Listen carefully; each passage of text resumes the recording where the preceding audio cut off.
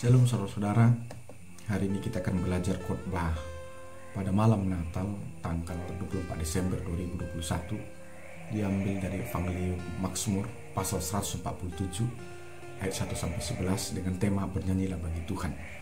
Saya akan bacakan perikopnya untuk kita semua.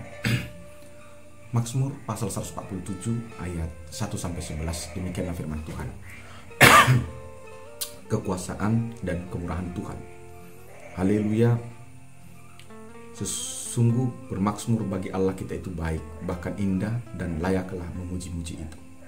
Tuhan membangun Yerusalem, Ia mengumpulkan orang-orang Israel yang tercerai-berai. Ia menyembuhkan orang-orang yang patah hati dan membalut luka-luka mereka. Ia menentukan jumlah bintang-bintang dan menyebut nama-nama semuanya. Besarlah Tuhan kita dan berlimpah kekuatannya, dan kebijaksanaannya tak terhingga. Tuhan menegakkan kembali orang-orang yang tertindas, tetapi merendahkan orang-orang yang fasik sampai ke bumi. Bernyanyilah bagi Tuhan dengan nyanyian syukur, bermaksmurlah bagi Allah kita dengan kecapi. Dia yang menutup langit dengan awan-awan, yang menyediakan hujan bagi bumi, yang membuat gunung-gunung menumbuhkan rumput. Dia yang memberi makan kepada hewan, kepada anak-anak burung gagak yang memanggil-manggil.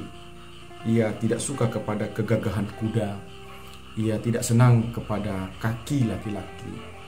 Tuhan senang kepada orang-orang yang takut akan Dia, kepada orang-orang yang berharap akan kasih setia-Nya. Saudara-saudara, dalam perikop khotbah kita hari ini dengan tema bernyanyilah bagi Tuhan, saudara-saudara, seluruh isi kitab suci dalam Alkitab akan bermuara pada pesan dan ajakan untuk bernyanyi, memuji, dan memuliakan Tuhan. Terkadang orang bertanya dan mencoba mempertanyakan, seberapa perlukah memuji Tuhan itu dalam hidup? Kenapa Allah harus dipuji? Memang jikalau Allah tidak dipuji, apa dampaknya bagi hidup saya? Perikop khotbah hari ini mencoba menjawab pertanyaan-pertanyaan itu.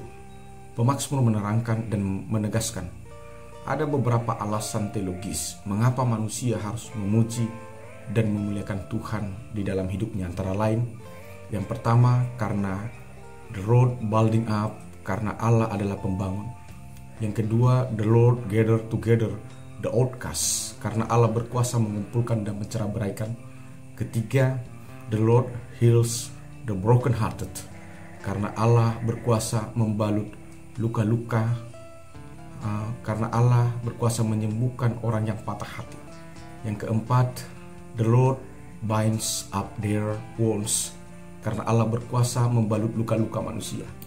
Yang kelima, the Lord counts the number of the star, karena Allah penentu jumlah bintang-bintang. Yang keenam, the Lord calls of the all star by name, karena Allah mengenal dan memanggil setiap bintang-bintang dengan namanya. Yang ketujuh, karena the Lord is the great and the mighty in the power, His understanding is infinite. Tuhan itu maha kuat dan maha bijaksana.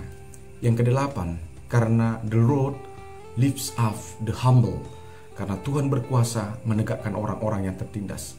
Yang kesembilan, karena the Lord cuts the wicked down to the ground, karena Tuhan berkuasa merendahkan orang fasik sampai ke bumi. Yang kesepuluh, karena the Lord covers the heaven with clouds, karena Tuhan berkuasa atas awan-awan di langit. Yang ke-11, karena the Lord prepares rain for the earth, karena Tuhan berkuasa atas hujan di bumi. Yang ke-12, karena the Lord makes grass to grow on the mountains, karena Tuhan berkuasa atas gunung-gunung dan berkuasa menumbuhkan rumput-rumput di atas gunung itu. Yang ke-13, karena the Lord gives to the beast is food, karena Tuhanlah yang memberi makan hewan-hewan. Yang ke-14, karena the Lord does not delight in the strength of the horse, He takes no pleasure in the legs of man, karena Tuhan tidak suka pada kesombongan seperti kuda dan keangkuhan kepada langkah laki-laki. Yang ke-15, karena the Lord takes pleasure in the those who fear Him, in those who hope in His mercy, karena Tuhan menyukai orang yang takut akan Dia, orang yang berharap akan kasih setia-Nya. Saudara-saudaraku, dari ke-15 dalil yang diberikan pemazmur inilah kita mengerti bahwa kenapa Allah harus dipuji. Sebab Allah berkuasa atas suka dan duka dari ciptaannya.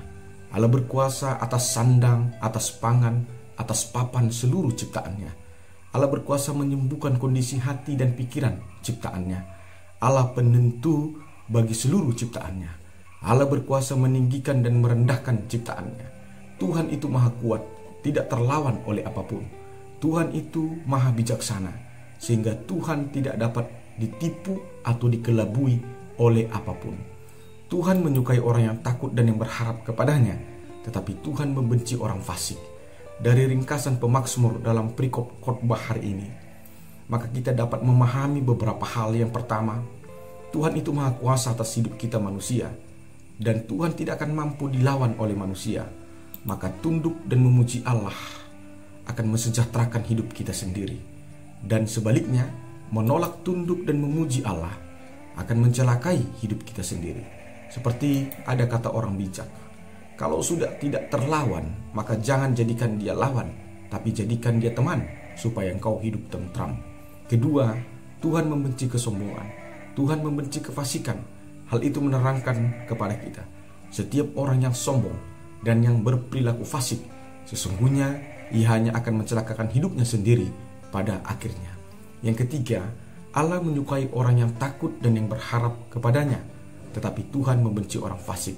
Hal itu menerangkan hanya orang atau manusia yang hidup dalam kefasikan sajalah yang membenci untuk memuji dan memuliakan Allah. Tetapi orang-orang benar, orang-orang yang takut dan berharap kepada Tuhan, kesukaan terbesarnya dalam hidupnya adalah memuji dan memuliakan Tuhan.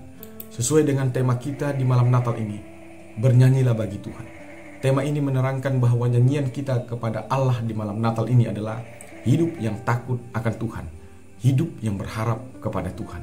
Sebab hanya merekalah yang takut akan Tuhan, dan hanya merekalah yang hidup berharap kepada Tuhan. Orang-orang seperti itulah yang kesukaannya adalah memuji dan memuliakan Tuhan. Kiranya dalam malam Natal ini, pujian kita, nyanyian kita kepada Tuhan adalah hidup takut akan Tuhan. Pujian dan nyanyian kita bagi Tuhan dalam malam Natal ini adalah hidup yang berharap kepada Tuhan. Selamat menikmati dan merayakan malam Natal. Tuhan Yesus memberkati.